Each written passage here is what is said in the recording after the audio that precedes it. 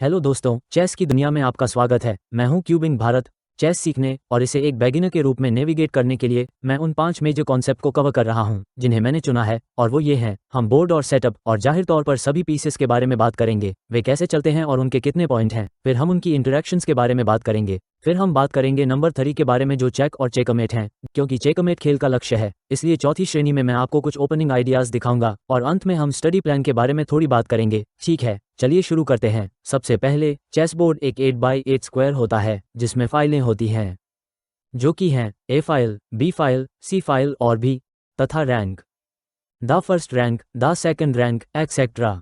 अब board with coordinates जैसा कि आप देख सकते हैं, A1 B1 और इसी तरह वाइट 1 एंड 2 से शुरू होता है, और अगर आपके पास वे कोऑर्डिनेट्स नहीं हैं तो bottom right hand corner light होना चाहिए। ओके, दोनों तरफ 8-8 पॉन्स हैं और वो रेस्पेक्टिवली सेकेंड और 7th रैंक पर जाते हैं। फिर पॉन्स की पिछली रैंकों में आप रूक्स या कैसल जैसे स्ट्रक्चर्स को कॉर्नर्स में रख सकते हो। उसके बाद नाइट्स या नाइट आते हैं, आप उन्हें जो भी नाम देना चाहें। बिशप उसके बाद आते हैं और बीच में आपको राजसी किंग और क्वीन मिल गए हैं। किंग एंड क्वीन को रखने का याद रखने के लिए सबसे आसान तरीका है कि व्हाइट क्वीन को व्हाइट जूते के साथ एक व्हाइट पोशाक पसंद है और वो सेम रंग के स्क्वायर पर खड़ा होना पसंद करती है। ब्लैक क्वीन को ब्लैक पसंद है, ब्लैक शूज के साथ ब्लैक ड्रेस, इसलिए ब्लैक क्वीन डार्क कलर के स्क्वायर पर खड़ी होगी। व्हाइट क्वीन एक व्हाइट कलर के स्क्वायर पर खड़ी होगी। किंग सीधी बात है कि अब बगल में खड़े होंगे। किंग्स जिन्हें आप याद रख सकते हैं वे ई फाइल पर हैं और क्वींस डी फाइल पर हैं। ये याद रखने का एक और तरीका है। अब ये बहुत सारे पीसेज हैं, इसलिए जब मैं आपको सिखा रहा हूँ तो मैं बताने वाला हूँ कि पीसेज मूवमेंट कैसे करते हैं। अब मैं बहुत कुछ काटने जा रहा हूँ। उम्मीद है कि आप जो भी खेल खेलेंगे वो इस तरह दिखेगा। ठीक है, आप व्हाइट पीसेस के साथ खेल रहे होंगे। होपफुली आप इस पोजीशन में 35 पॉइंट आगे हैं। चलिए पॉन से शुरू करें। पॉन्स 1 पॉइंट के बराबर होते हैं। वे केवल आगे बढ़ते हैं, वे पीछे की ओर नहीं बढ़ते। ये अपने पहले मूव में 2 या 1 स्क्वायर आगे बढ़ सकते हैं, इस तरह से। इसके बाद वे केवल 1 स्क्वायर आगे बढ़ सकते हैं अगर कोई पॉन बोर्ड के एंड तक पहुंच जाता है। आप इसे एक क्वीन, एक रूक, एक बिशप या एक नाइट में प्रमोट कर सकते हैं, भले ही आपके पास वो पहले से हो। एग्जाम्पल के लिए हमारे पास शुरुआत में 2 नाइट हो सकते हैं, लेकिन हम तीसरा भी रख सकते हैं।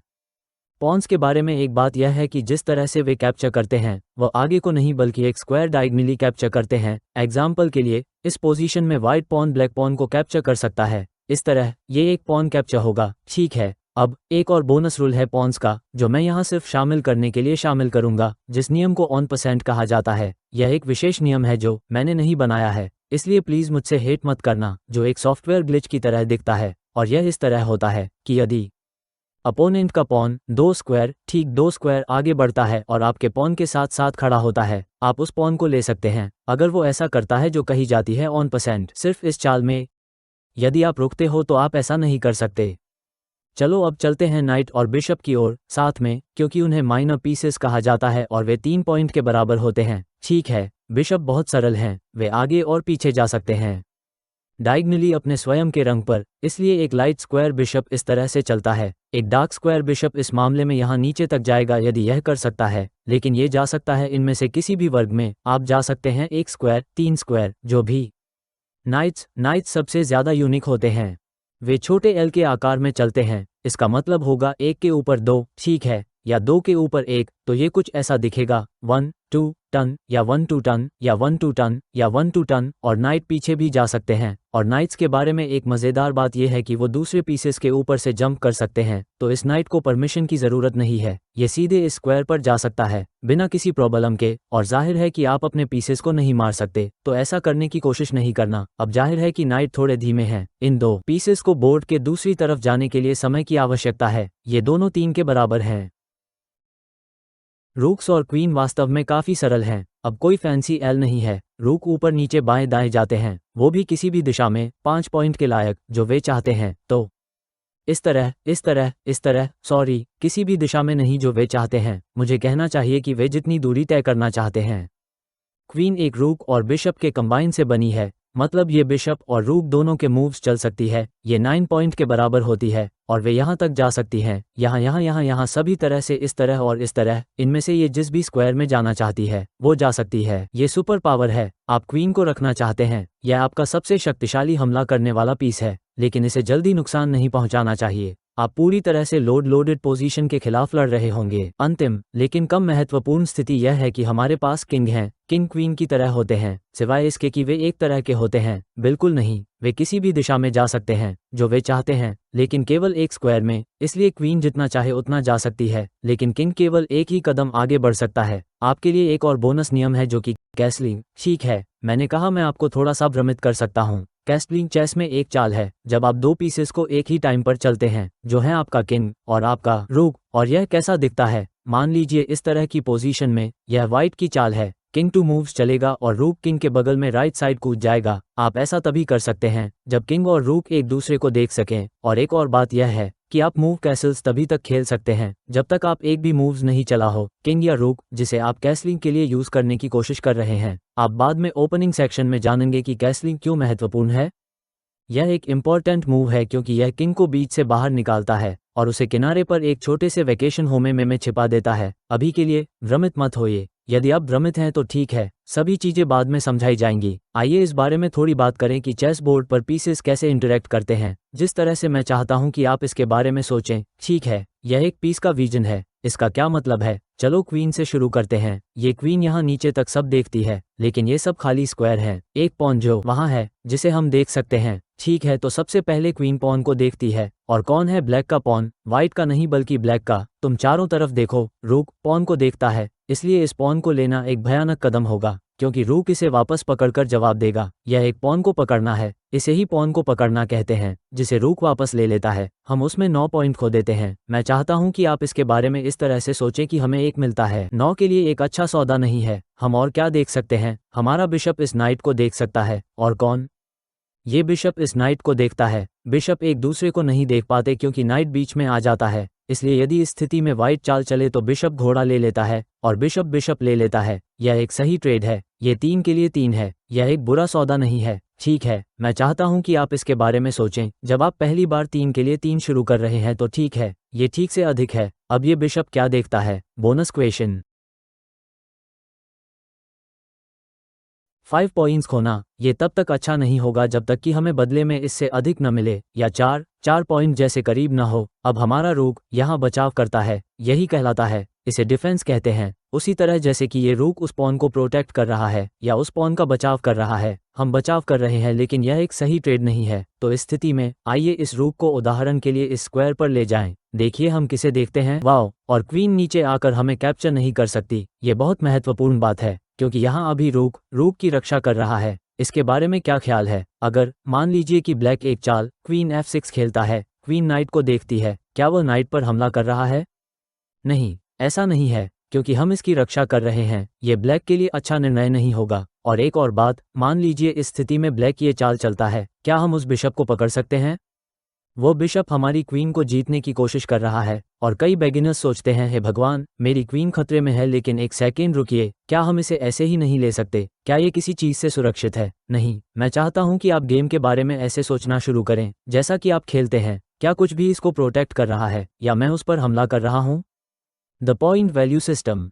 ठीक है, क्योंकि यह क्वीन इस पॉन पर हमला नहीं कर रही है क्योंकि यह प्रोटेक्टेड है। लेकिन यदि कोई भी उस पॉन की रक्षा नहीं कर रहा होता तो ये होगा। तो उम्मीद है कि कल्टिवेट थॉट प्रोसेस शुरू हो जाएगी कि चेस में पीसेस कैसे इंटरेक्ट करते हैं। इसकी विचार प्रक्रिया में एक बात छिपी है, वो ये फैक्ट है कि व्हाइट एक चाल क्वीन C4 खेल सकता है और वह किंग को लगती है जिसे चेक कहा जाता है। यह अगला भाग होगा जो सिर्फ चेक और चेकमेट को कवर करेगा। इसलिए हम इस पोजीशन में आगे बढ़ेंगे। यहाँ व्हाइट को चलना है। व्हाइट के पास इस किंग पर अटैक करने के लिए लाखों तरीके हैं। एक चेक, किंग पर एक आक्रमण है। ये किंग को पकड़ने की धमकी देता है और चेस में किंग को पकड़ना संभव नहीं है। किंग को खतरों में भागना पड़ता है। तो उदाहरण के लिए मान लीजिए कि व्हाइट क्वीन यहाँ जाती है, चेक, किंग खतरा होने पर भाग जाएगा, अन्यथा हम किंग को कैप्चर कर लेंगे और इसी तरह आगे भी। लेकिन क्या होगा अगर हम क्वीन को यहाँ रखें? तो यह एक चेक होगा। किंग जहाँ भी जाता है वह चेक में रहता है, जिसका मतलब है कि हमने एनिमी किंग को चेक में डाल दिया है। ये टाला नहीं जा सकता है। ब्लैक कुछ नहीं कर सकता, वह एक चेकमेट है और हम गेम को जीत जाएंगे। चेकमेट कभी कभी खेल की शुरुआत में होता है, कभी कभी अंत में, ठीक है, कभी कभी बीच में भी होता है, लेकिन चेकमेट आखिर में खेल का फैसला करेगा। एक और बात जो मुझे यहाँ पर एक छोटा सा बोनस शामिल करना है, ये पोजीशन थोड़ी सी अलग है। मान लीजिए ये ब्लैक की चाल है, यहाँ ब्लैक की चाल है, व्हाइट की चाल नहीं है। अगर व्हाइट की चाल हो तो हम चेक दे देंगे, लेकिन यदि यह ब्लैक की चाल है तो क्या ब्लैक लीगली चल सकता है? नहीं, क्योंकि ब्लैक किंग को खतरे में नहीं डाल सकता। वो अलायो नहीं है, आप अपने किंग को नहीं दे सकते हैं। लेकिन क्या ब्लैक चेक में है? क्या क्वीन अभी किंग को पकड़ने की धमकी दे रही है? नहीं, क्योंकि क्वीन वास्तव में किंग को नहीं देखती है। ये सिर्फ नहीं है, वहाँ क्वीन किंग को नहीं देखती है। इसे कहते हैं स्टेलमेट। स्टेलमेट तब होता है जब एक साइड के पास कोई भी लीगल मूव्स नहीं होते हैं, लेकिन चेक में भी नहीं है, किंग खतरे में नहीं है। यह एक ड्रॉ है, ये एक साइड के लिए जीत नहीं है। जैसा कि मैंने कहा कि चेकमेट खेल की शुरुआत में हो सकता है, इसलिए चेस में सबसे तेज चेकमेट को 2 चालों वाला चेकमेट कहा जाता है। और अनिवार्य रूप से ये है, मेरा मतलब है कि मैं इसे आपको दिखाने जा रहा हूं ताकि आप इसे जान सकें। लेकिन दूसरी चाल में ब्लैक यहाँ क्वीन को खेल सकता है यदि वाइट पॉन से F3 और पॉन से G4 की शुरुआत करता है, और अब आप चेक में हैं और ये चेक टाला नहीं जा सकता है। आप हमेशा अपने किंग को मूव नहीं कर सकते हो जब आप चेक में हो। हाँ, आप हमेशा चेक को ब्लॉक कर सकते हो। अगर ऐसा पॉसिबल है तो आप अपने किंग पर हमला करने वाले किसी भी पीस को पकड़ सकते हैं, लेकिन इस विशेष मामले में आप ऐसा नहीं कर सकते। अब मैंने आपसे वादा किया था कि हम ओपनिंग्स पर विचार करेंगे और हम ऐसा करने जा रहे हैं। आप चेस का गेम कैसे शुरू करते हैं? चलो कुछ करते हैं। चलो, गेम की शुरुआत में आप बोर्ड का सेंटर कंट्रोल करना चाहते हैं। ये एरिया एडवांस बिगिनर्स के लिए शायद थोड़ा रेक्टेंगल हो। ऐसा करने का सबसे अच्छा तरीका यह है कि पॉन्स को सेंटर में रखा जाए, जिसका अर्थ कुछ इस प्रकार हो सकता है, E4 या D4 दोनों ठीक हैं। अभी सिर्फ इंस्ट्रक्टिव पर्पस के लिए मैं ब्लैक की तरफ से कुछ नहीं करने जा रहा हूं। मैं नाइट को मूव करने जा रहा हूं। मैं सिर्फ नाइट को आगे पीछे घुमाऊंगा ताकि हमें सबसे सही सेटअप मिल सके। यदि आप केंद्र में दूसरा पॉन रख सकते हैं तो आपको उसे पकड़े बिना ऐसा करना चाहिए। आप ये कर सकते हैं, सुनिश्चित करें कि आप ये कर सकते हैं। ठीक है, मैं यहाँ पर ये चीजें करना जारी रखूंगा। इसके बाद नाइट फिर से बोर्ड के सेंटर में आ जाते हैं। बढ़िया, क्योंकि वहां से वे अधिक स्क्वायर कंट्रोल करते हैं। नाइट इस साइड पर, वे वास्तव में ऐसा नहीं करते हैं। ठीक है, नहीं, मैं अभी भी अपनी बात कर रहा हूँ। यहाँ 2 नाइट्स हैं जो आमतौर पर जाने का सबसे अच्छा तरीका है। यदि आप कर सकते हैं तो बिशप अगले जाएंगे। ठीक है, और एक बात जो आपको याद रखनी है वो ये कि बिशप C4 या D3 या यहाँ तक कि E2 भी जा सकता है। जब तक आप बिशप को बाहर निकाल रहे हैं तब तक आप चालों को दोहराने से पहले सभी को शुरुआत में एक बार ही देना चाहते हैं। आप एक ही पीस को 4 या 5 बार नहीं चलाना चाहते हैं। ऐसा नहीं है, चेस ऐसे काम नहीं करता है, क्योंकि हम पहले से ही जानते हैं कि यह कैसे करना है। ये रहस्य है। इसलिए फिर से ब्लैक सिर्फ मूर्खतापूर्ण चीजें कर रहा है, और मैं आपको स्पष्ट रूप से इसके बाद एक लीगल गेम दिखाऊंगा। अब मैं दूसरा बिशप रखूंगा। आप नहीं चाहते कि बिशप को बाहर रखा गया महसूस हो। याद रखें कि कैसलिंग नियम के अनुसार किंग को बोर्ड के सेंटर से 2 स्क्वायर्स में बाहर निकालें और रूक ठीक ऊपर से कूद जाएगा और बगल में होगा। ठीक है, मैं चाहता हूं कि अगर आप कोशिश करते हैं तो आप ये घर पर करना याद रखें। कंप्यूटर पर करने के लिए आप इसे यहाँ खींच सकते हैं और यह हो जाएगा, या टैबलेट या मोबाइल फोन पर भी, लेकिन बोर्ड पर आपको ये जानना होगा कि यह कैसे करना है। तब आप क्वीन को ऊपर ला सकते हैं और रूक्स को कनेक्ट कर सकते हैं। इसे गोल्डन मूव्स ऑफ चेस कहा जाता है। अब समस्या यह है कि यदि आपका कोई स्ट्रॉन्ग ओपोनेंट है और वे भी वही काम करते हैं जो कि आपने किया, संभवतः ऐसा होगा कि आप 2 पॉन्स को सेंटर में नहीं रख सकते क्योंकि वे इसे ले लेंगे, और अपनी क्वीन को बहुत जल्दी बाहर लाना अच्छा विचार नहीं है क्योंकि क्वीन पर हमला हो सकता है। सही है, ब्लैक के पास अभी बहुत कुछ चल रहा है। दोनों साइड्स के पास अपने सबसे शक्तिशाली पीसेस को लाने के लिए बहुत सारे पीसेस हैं। आपका सबसे शक्तिशाली पीस ले लिया जाएगा। इस स्थिति में सब कुछ बहुत सुरक्षित है। ठीक है, यदि वे E5 खेलते हैं तो आप इस कदम को अभी के लिए डिले कर सकते हैं। आपको हमेशा 2 स्क्वायर्स में जाने की आवश्यकता नहीं है। आप अभी भी अपने नाइट को बाहर निकाल सकते हैं और इस पॉन पर अटैक कर सकते हैं। मान लें कि वे नाइट C6 पर जाते हैं। ये बहुत ही क्लासिकल है, वो डिफेंड करते हैं। अब बिशप टू C4 या दूसरा नाइट बिशप टू C4 के लिए एक और तरीका होगा, कैसलिंग, नाइट को बाहर निकालना, पॉन को बाहर निकालना, और भी। ओपनिंग के बारे में मुश्किल बात है। जब आप पहली बार सीख रहे होते हैं तो आप बहुत टेंटेटिव होते हैं। आप अपनी चाल के बारे में ही सोचते हैं। ठीक है, मुझे इन सभी टुकड़ों को उनके सही वर्गों में ले जाना है। बेहतर होगा कि मैं किसी भी पीस को न खोऊं। और बिगिनर्स शुरुआत में सभी प्रकार की चीजें करते हैं। वे हमेशा नियमों का पालन नहीं करते हैं। कुछ सटन ओपनिंग्स हैं जो आप देख सकते हैं। चेस में ओपनिंग के बीच सबसे बड़ा अंतर है ओपनिंग्स जिन्हें कहते हैं थियोरेटिकल और ओपनिंग जिन्हें कहा जाता है सेटअप ओपनिंग्स। उदाहरण के लिए व्हाइट के साथ लंदन सिस्टम।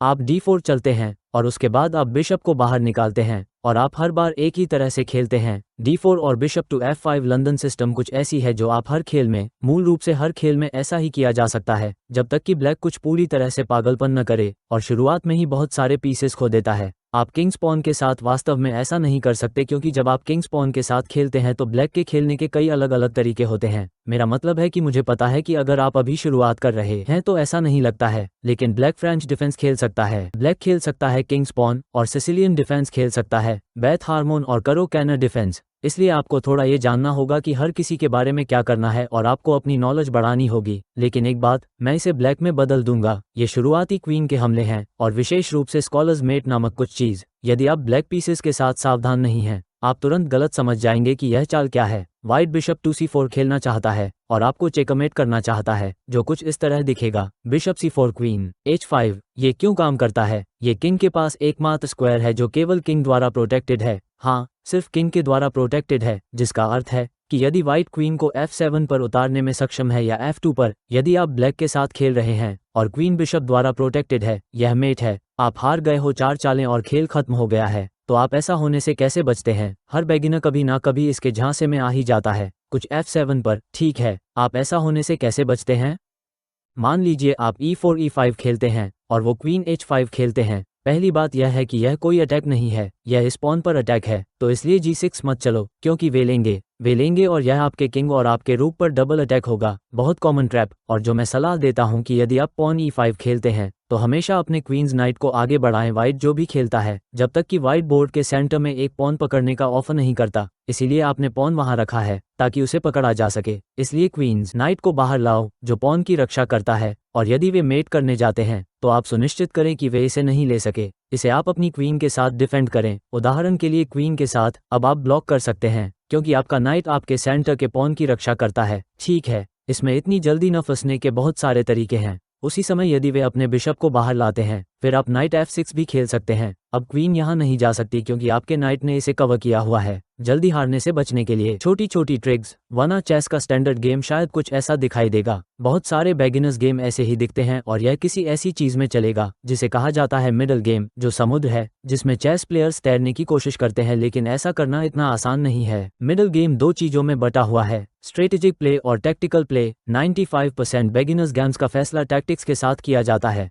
मैं आपको एक बहुत सिंपल एग्जांपल दूंगा कि टैक्टिक्स होता क्या है। टैक्टिक्स एक मजबूर करने वाली चाल या उनका सीक्वेंस है जो मटेरियल को जीतने की गारंटी देता है। इसलिए अपने सामने की पोजीशन को देखें। हम इस नाइट को किंग से कैसे कैप्चर करें? यह एक 3 स्टेप प्रोसेस होगा। 1, 2, 3। ये थोड़ा नेचर में ज्यादा स्ट्रेटेजिक होगा। उस पोजीशन में बोर्ड पर बहुत सारे पीसेस के साथ स्ट्रेटेजिक प्लान 2 या 3 चालें लेता है। अक्सर इसका मतलब होता है कि एक पीस को बोर्ड के दूसरी तरफ रीराउंड करना, इसको और ज्यादा एक्टिव बनाने के लिए, और एक स्क्वायर का बहुत अच्छा कंट्रोल देना। टैक्टिक्स इमीडिएट होती हैं। ये खेल में सबसे अधिक फोर्स देने वाली चालें हैं। वे आपके अपोनेंट को रिएक्ट करने पर मजबूर करती हैं। उदाहरण के लिए यहाँ पर डबल अटैक या फॉक नामक कुछ होता है। क्वीन यहाँ पर जाकर किंग पर अटैक कर सकती है और साथ ही नाइट पर, जो गारंटी देंगे कि आप नाइट को जीतेंगे। गारंटीड जीतेंगे, क्योंकि किंग को आगे बढ़ना होगा और फिर हम नाइट को ले लेंगे। ऐसा करने का एक और तरीका है और वह यहाँ होगा, क्योंकि यह सब एक ही है कि क्वीन कितनी पावरफुल है। एक दूसरी तरह की टैक्टिक, मुझे कहना चाहिए कि वह पिन है, और पिन का अर्थ है एक पीस पर एक डायगोनल या एक वर्टिकल या एक हॉरिजेंटल अटैक, जिससे वो मूव नहीं कर सकता। वो सिर्फ मूव नहीं कर सकता, अब नाइट मूव नहीं कर सकता, क्योंकि फिर हम किंग को जीत जाएंगे और हम किंग को पकड़ नहीं सकते। देखो, ये सचमुच मुझे हिलने नहीं देगा। ये किंग के लिए नाइट पर एक पिन है। ये रिवर्स में भी हो सकता है, इस पर कुछ बहस है स्क्यूअर एक्स रे पिन के लिए, लेकिन कंसेप्ट सभी एक ही है। और वैसे अगर यह इस पोजीशन में ब्लैक की चाल थी, ब्लैक का नाइट खुद फॉक कर सकता है या डबल अटैक कर सकता है क्वीन और किंग पर। टैक्टिक्स बहुत महत्वपूर्ण है। आपको उनमें से जितना संभव हो उतना करना चाहिए। आक्रमण में बहुत सारी अलग अलग रणनीतियां हैं। इन रणनीतियों को हल करने के लिए बहुत सारे अलग अलग तरीके हैं। यही आपको करना चाहिए। चेस पैटर्न पहचान और पहेली सुलझाने के बारे में बहुत कुछ है, क्योंकि जब आप चेस का खेल खेलते हैं तो आपको पहिए का पुनः आविष्कार करने की आवश्यकता नहीं होती है। एंड गेम्स के लिए आप जानते हैं कि जैसे ही एंड गेम्स की ओर बढ़ते हैं, एंड गेम्स स्पष्ट रूप से अंत की ओर स्थितियों की एक श्रृंखला होती है। चेस गेम्स जिन्हें आपको जीतना आना चाहिए, उदाहरण के लिए किंग और एक pawn versus king end game, ये कुछ ऐसा है जिसे बिना किसी जानकारी के आप स्वयं नहीं समझ पाएंगे। कुछ ऐसा जिसे आप उठा सकते हैं और सीख सकते हैं। एक किताब है 100 एंड गेम्स जो आपको पता होना चाहिए। उदाहरण के लिए यह एक महान पुस्तक है, लेकिन बेगिनर्स के लिए अधिक महत्वपूर्ण बात यह है कि उदाहरण के लिए चेकमेट कैसे करें। एक क्वीन और एक किंग वर्सेस किंग जैसा खेल आपको इस तरह से करने में सक्षम होना चाहिए। या एक लैडर चेकमेट। एक लैडर चेकमेट तब और भी आसान होता है जब आपके पास एक क्वीन और दूसरी क्वीन हो, या उदाहरण के लिए एक क्वीन और एक रूक या 2 रूक, और यह इस तरह की पोजीशंस के लिए यूजफुल है। मान लीजिए कि आपको में इस तरह की पोजीशन मिलती है, क्वीन और पॉन वाले खेल में, तो आप रुकिए और उस नियम को याद रखिए। मैं दूसरी क्वीन बना सकता हूँ। 2 क्वींस के साथ जीतना बहुत आसान है, बजाय एक किंग के और एक लैडर। चेकमेट उदाहरण के लिए इस तरह दिखेगा। मान लीजिए कि हम दूसरी क्वीन को बढ़ावा देते हैं। बस आपको पता है कि आप लैडर चेकमेट पर एक ड्रिल करते हैं। ये तब होता है जब आप अपने दोनों पीसेस का यूज करते हैं। उदाहरण के लिए अपोनेंट के किंग को लेटली काटना और उसे बोर्ड के दूसरी ओर ले जाना। ये कुछ इस तरह दिख सकता है कि क्वीन B5 किंग को लेटली कट करता है और अब आपकी रानियां बारी बारी से तय करती हैं कि वे किस रो पर नियंत्रण करेंगी या फिर रैंक। ठीक, ये कुछ ऐसा है जिसे आप एक बेगिनर के रूप में उठाते हैं।